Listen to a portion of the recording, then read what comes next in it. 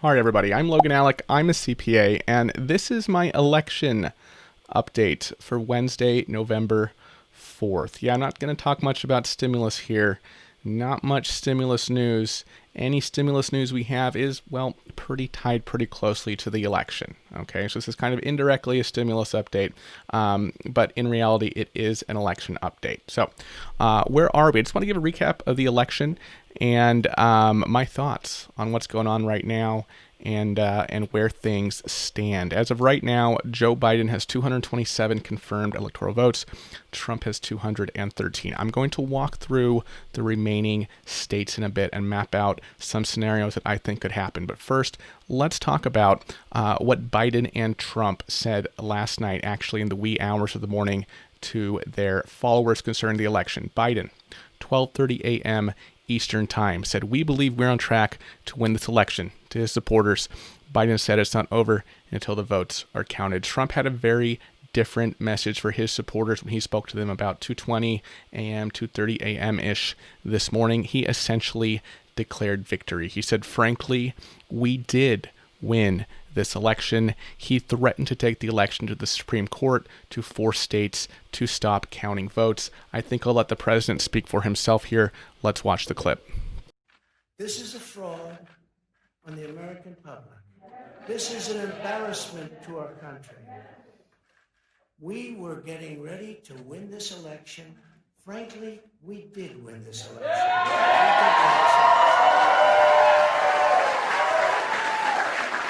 So our goal now is to ensure the integrity for the good of this nation. This is a very big moment. This is a major fraud in our nation. We want law to be used in a proper manner. So we'll be going to the U.S. Supreme Court. We want all voting to stop.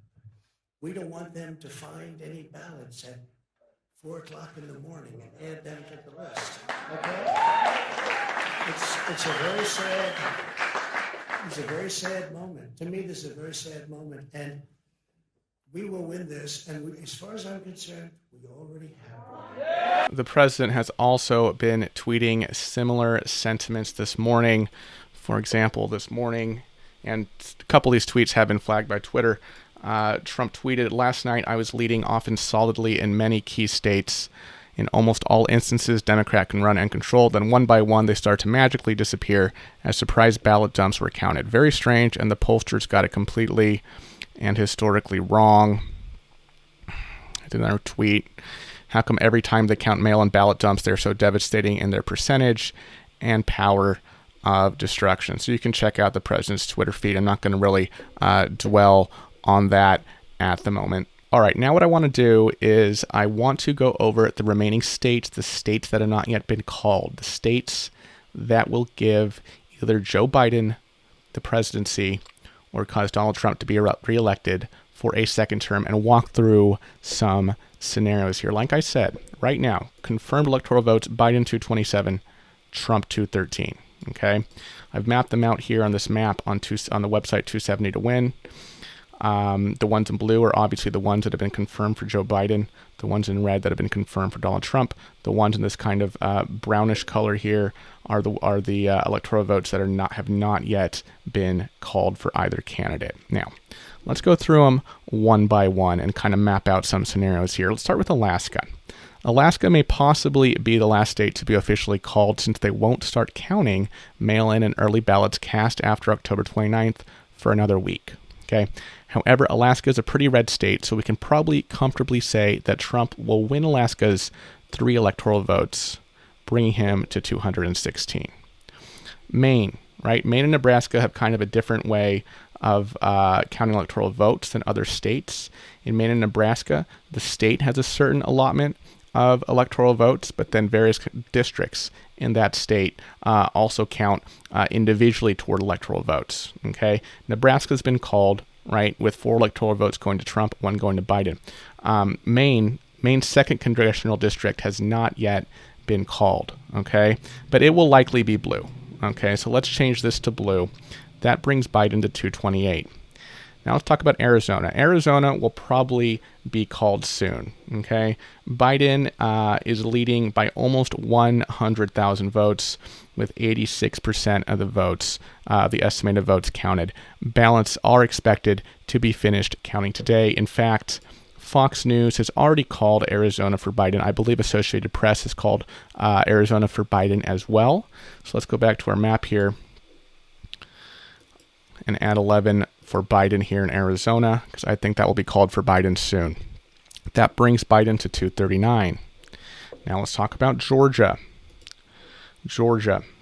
Donald Trump is currently leading in Georgia by over 100,000 votes. Okay. A burst pipe at a voting site in Fulton County last night, where absentee ballots were being counted, have caused a delay. We would probably have known the complete results by now if that burst pipe hadn't happened, but it did, and so here we are. Trump is currently leading by over 2% over Biden. But keep in mind that Atlanta is heavily Democratic, and as those votes are counted today, it could change things. But for now, just for now, let's assume that Trump retains his lead in Georgia, and he gets Georgia's 16 electoral votes, bringing him to 232. Now let's talk about Nevada. Biden currently has a very slim lead here of under 8,000 votes, with 86% reporting. Okay. Keep in mind that the state of Nevada will accept mail ballots received on or before November 10th, insofar as they were postmarked by Election Day. And remember, mail ballots tend to lean Democratic, obviously not in every case, right? I brought up the whole red Mirage, blue Mirage thing yesterday, and I got a lot of comments. Well, I'm a Republican who voted by mail, or, I'm a Democrat who voted in person. Yes, it's not, every Democrat votes by mail and every Republican votes in person, okay? But keep in mind that as more mail-in votes are being counted in the state of Nevada, it could expand Biden's lead, okay? So for now, what I'm going to do on the map here, let's go back to the map, is I'm going to award Nevada's 6 electoral votes to Biden, bringing him to 245. All right, now let's talk about the more contentious states: Wisconsin, Michigan, Pennsylvania, and North Carolina. Let's start with Michigan. Biden has a very narrow lead here with respect to the number of people who live in Michigan. Okay, it's just over 30,000 right now, with 92% reporting. Keep in mind that Michigan was a potential red Mirage state. Remember, I talked about the red Mirage yesterday. When I went to bed last night, most networks had Michigan leaning red. Now, as more mail-in votes are being counted, it's leaning blue. Okay, keep in mind that remaining votes are coming in from heavy blue areas such as Detroit and Grand Rapids. I'm, of course, referring to remaining votes that are still being counted from mail-in and early voting. Should know the results today. Okay, this one's pretty close, so I'm not going to award this, right? I'm going to talk about some scenarios here at the end. In Wisconsin, let's go to Wisconsin. Biden has a very slim lead, okay, just a little bit over 20,000 votes right now. But his lead has been expanding as mail-in votes from Democratic areas, Green Bay, Milwaukee, etc., are being counted. Should know the results today. Again, like Michigan, I'm not going to click on a color just yet. Now let's talk about Pennsylvania, and it's 20 electoral votes. Trump is currently leading by a fairly large margin. Okay, you can see almost 10%. Let's say 9% right now. Okay. However, there are still many uncounted votes in Democratic areas such as Philadelphia and Pittsburgh. Election officials in several of these areas stopped counting overnight and just resumed counting this morning, so we may not see Pennsylvania results as early as we would hope. Maybe perhaps later today, maybe even later this week. I don't know. Okay. Similar to the other two states here, I'm not going to click on a color for Pennsylvania just yet. North Carolina, 15 electoral votes. Trump is currently leading by over a percentage point, with 95% of votes counted, estimated. However, North Carolina will count mail-in ballots that arrive through November 12th. And where mail-in tends to lead Democratic, as I've been saying. Okay, so let's go back to these 4 states here: Wisconsin, Michigan, Pennsylvania, North Carolina. Under our assumptions, under the assumptions that I think were pretty generally safe assumptions regarding Alaska, Maine, Arizona, Georgia, and Nevada. Check this out.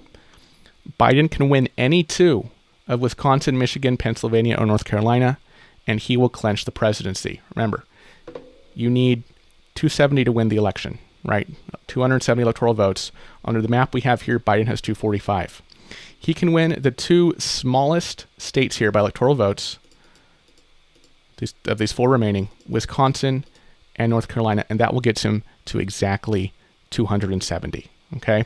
Under the same assumptions regarding, the safer to call remaining states, right? Alaska, Maine, Arizona, Georgia, Nevada.